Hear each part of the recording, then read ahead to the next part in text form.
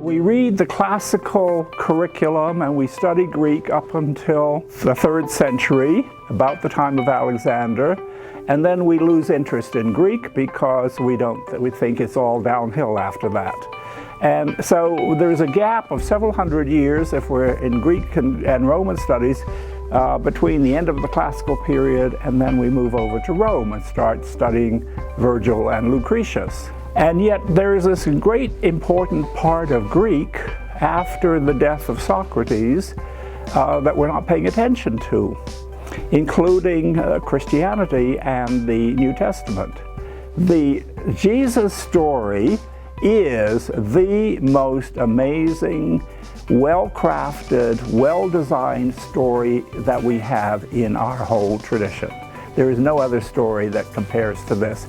And by that I mean simply in terms of story elements, the characters, the plot, the incidents, the hostility of opposing people, the family. There's Mary the mother, there's John his disciple. So there are element after element makes it an incredibly interesting, powerful story. We all know the story, we've seen it in art, thousands of illustrations. So I want to bring some of that art into the course to see how it influenced later artists.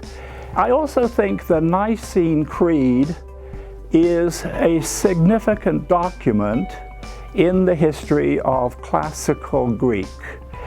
It is the document that has had more influence in this world than any other single document.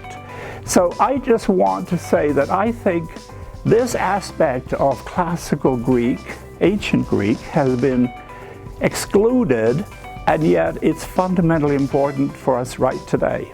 What I would like to recommend is for you to enroll in this course for 2 or 3 reasons. One is to extend our knowledge of ancient classical Greek down to the New Testament so that we see the continuity that leads to the New Testament. And secondly, I'd like people to become aware of the degree to which the Mediterranean had become one Hellenized culture. We call it the Hellenistic period. Hellenistic means these are the people who have learned Greek, but it wasn't their native tongue. And the other thing is that I think the Gospels first, and the epistles written by the apostles, and then in particular the Nicene Creed is the greatest document in ancient Greek that has had more influence on people than anything else. So that's what I'd like to bring to this class.